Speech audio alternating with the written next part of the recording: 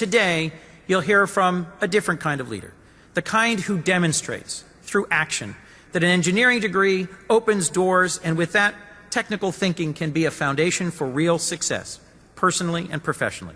The kind of leader who's made a more than 200-year-old company from Wilmington, Delaware, one of the most cutting-edge leaders in the modern world. The kind who uses science to really make people's lives better. Of course, I'm talking about Ellen Kullman. As chair of the board and CEO of DuPont, Ellen has taken bold steps to invest in innovation and to make sustainability a key value. Ellen will now highlight the importance of public-private partnerships and the vital role the federal government plays in early-stage development. A perfect example is the cellulosic ethanol industry, which is at a pivotal stage. DuPont is in a unique position to bring integrated technologies and operational experience to the table, and they're making critical investments to build a commercial-scale advanced cellulosic biorefinery here in the United States. The reality is that this was also possible only through close collaboration with the Federal Department of Energy, other companies, universities, and farmers. That, in my view, is the true spirit of science in partnership in the service of society. I am so grateful for her leadership and for the comments she will make with you here today. I welcome and introduce Ellen. Ellen?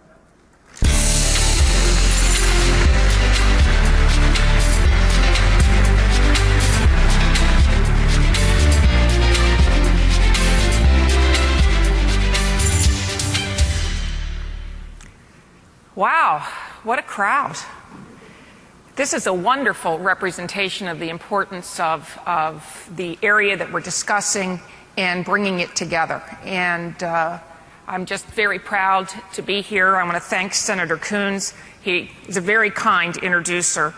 He's really created leadership for supportive policy for both the current as well as future energy needs of our country. And we in the state of Delaware are very proud to count him among our own. DuPont will be 211 years old in July. We've been dealing with energy issues for a long time. In fact, our founder, E.I. DuPont, made his decision to locate the company in Delaware largely based on energy. The original DuPont business was the manufacture of black powder, blasting gunpowder. It was a large-scale milling process, and in 1802, there was only one source of energy that could do that, and that was water power. The local Brandywine River drops 124 feet in the last 5 miles. And that water power enabled DuPont to run energy that was abundant, that was renewable, that was clean, and was free. Now, we've been trying to get back to that clean energy vision ever since, and for very good reason. In 1802, when the first mill was built, the world's population was just reaching about 1 billion. Today, it's 7 billion. And by 2050, many people estimate it will be 9 billion. And global energy demand will increase disproportionately across that time. If that energy demand is met with the world's current energy mix, which is largely hydrocarbons, it will have economic, it will have environmental, and it will have human consequences. Increased natural gas production is a helpful step on the journey, but there's no modern habit in greater need of innovation than energy use. The challenge we collectively face is how to make our energy mix more diverse, sustainable, and cleaner, while assuring that the world has all the energy it needs to thrive. Science will play a pivotal role in addressing this energy diversity challenge. Now, DuPont is not an energy company. We're a science company. And our current science helps to make better use of today's energy sources. We're also applying our science to better harness new sources of energy to create energy choices that are accessible and affordable. Let me give you 2 examples of how we're doing that. One uses our expertise in material science, and the other uses our expertise in industrial bioscience. First, the area of solar energy. DuPont, we are a leading supplier of specialty materials to the photovoltaic industry globally. Our materials are in over half of the world's 400 million solar panels installed since 1975. Our value to this industry is based on a very simple statement. Materials matter. And let me tell you why. In its simplest form, the cost of solar energy is a function of efficiency and longevity of solar panels. High efficiencies and long module lifetimes drive an attractive levelized cost of electricity. We use our materials to improve the efficiency and long-term reliability of solar modules. Our products have already helped to reduce the overall levelized cost of electricity of photovoltaics. Because of these efficiency and durability improvements, we're seeing major growth programs to tap for geographies as diverse as China and Saudi Arabia. China now plans for 21 gigawatts of domestic solar installations by 2015 as part of its 5-year plan. We also anticipate robust future growth here in the United States. In some parts of the world, solar has achieved grid parity today, and we expect that solar will be broadly competitive globally as early as 2015, at which point we expect its deployment to accelerate. I think there's a misconception in the U.S. that we are not a big player in solar manufacturing, that somehow manufacturing in solar means assembling modules. But the U.S. is a major player in the solar energy value chain. Thousands of American workers at plants across the U.S. today are working for companies like DuPont, Applied Materials, and Hemlock Semiconductor, where they're manufacturing high-value materials and equipment for solar module production. DuPont, we make something called Solamet photovoltaic metallization paste, which is responsible for much of the gain in PV efficiency over the last decade. We also supply a Tedlar polyvinyl fluoride film, the only material that's been proven to enable photovoltaic modules to perform in the field for 25 plus years. But not all modules contain these kinds of high-quality materials, and in the current solar market, some module producers are using lower-grade materials to cut costs. That affects the efficiency and the longevity of these modules, raising their levelized cost of electricity and degrading project economics. So it's not enough to know who makes your modules to be able to rely on the 25-year warranty of a 3-year-old company. You have to know what's in the modules. Material matters, and the solar market needs to embrace this. The government can play a role here. Both the DOE and the DOD can help by working with the private sector to quickly develop criteria and standards for PV materials that buyers can use to specify long-lasting modules.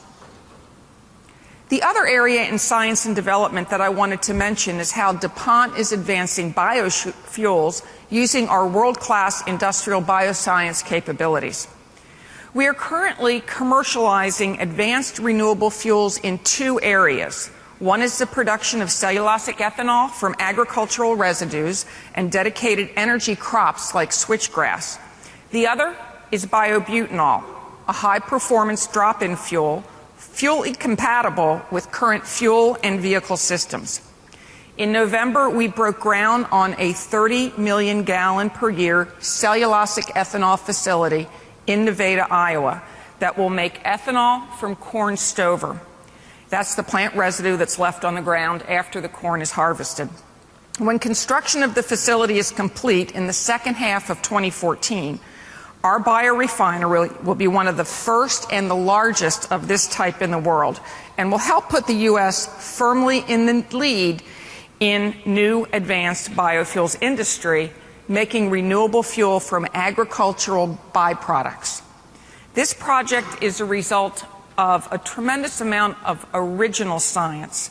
The enzyme suite that are capable of converting the cellulose to available sugars, to biology that efficiently converts those sugars to ethanol, And we've demonstrated the technology for more than 3 years at a 250,000 gallon per year demonstration facility in Vonore, Tennessee, where we've generated the data we're using to scale up to our world-class production facility in Iowa. The other key element of our biofuel development strategy is the creation of advanced biofuels, the first one being biobutanol.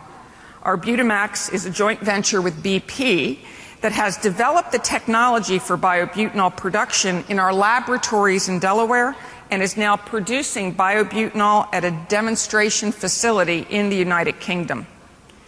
Here in the U.S., we already have licensees committed, representing almost 1 billion gallons of domestic ethanol capacity, with an interest in making the switch to biobutanol as early adopters. And we anticipate those conversions will start as early as next year. Bringing these new transformative technologies to scale has its challenges.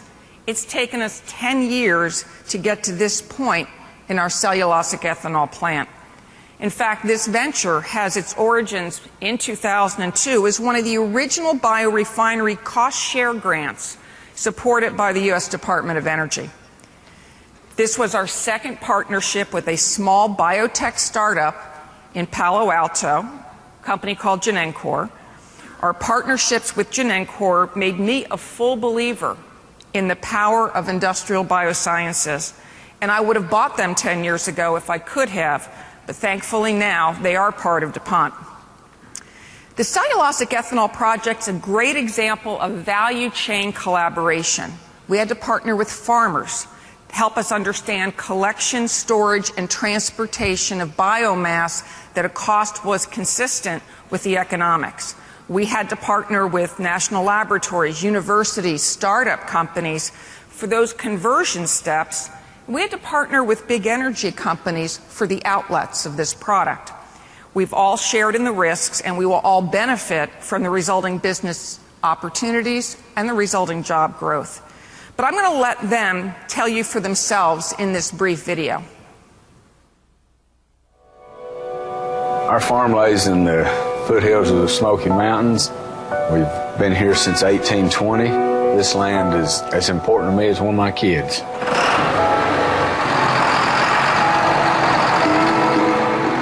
The crisis that's going to occur in terms of our security, the finances of our country, when oil starts coming to an end, are just awful. The reality is fossil fuels are a finite resource, and as we deplete them, they're not being regenerated. If you contrast that with what you're seeing here, every single acre you're looking at of switchgrass could be 1,000 gallons of fuel year after year. When Dr. Tiller first said that she was going to turn a switchgrass plant into gasoline or ethanol, I thought, well, stranger things have happened.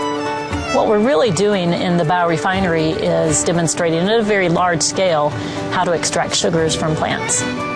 Once we have sugars, then we know how to make very useful fuels and other products from those. The energy demands are so huge around the world. In the U.S. alone, there's 150 billion gallons of gasoline used today, and we want to make a significant fraction of that renewable. This enterprise is a joint venture between Genera, DuPont, and Danisco, and by combining those specialized talents together, you make the winning proposition. If you act alone, more than likely you'll lose alone. What we'll see over time is that various regions of the world will have different crops that are a best fit locally. The answer is think globally and act locally. This to me is a perfect example of doing that. A lot of farmers have a lot of pride in the fact that they are part of a solution to a global problem. We're trying our best to produce food and fuel for generations to come.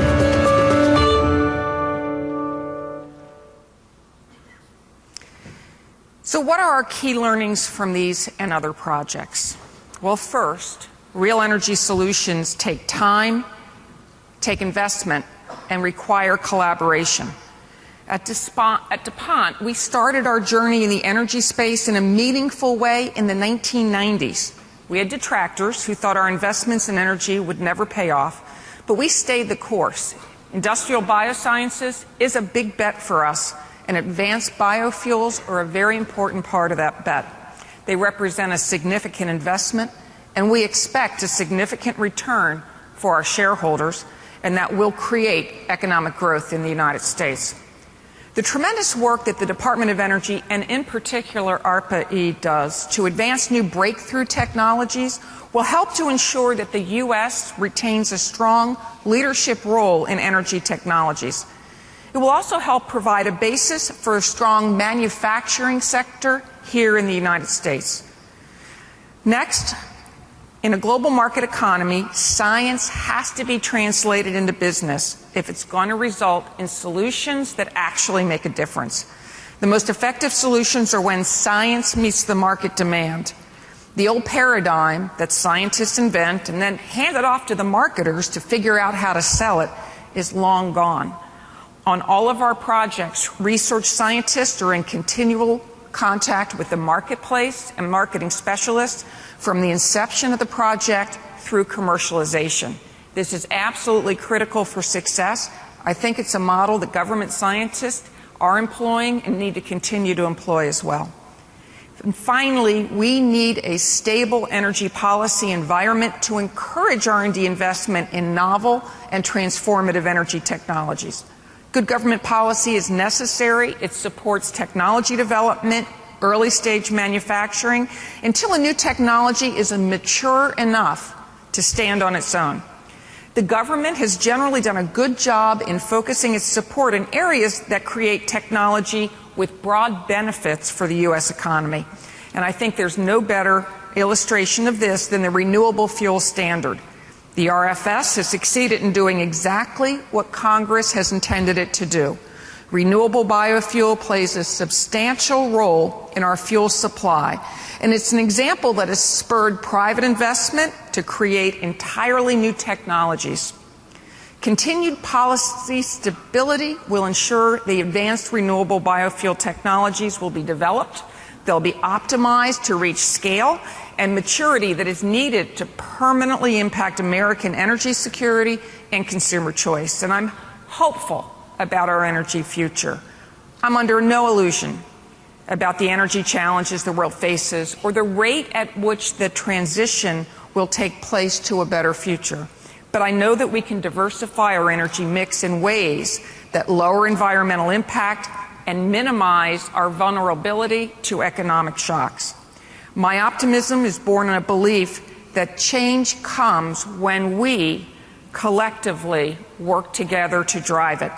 At DuPont, we stand ready to do our part by bringing science and market knowledge to bear on these critical challenges, and we look forward to partnering with you to achieve the necessary results to this global imperative. It's been an honor for me to lead this company and to work with real believers and doers like Secretary Chu.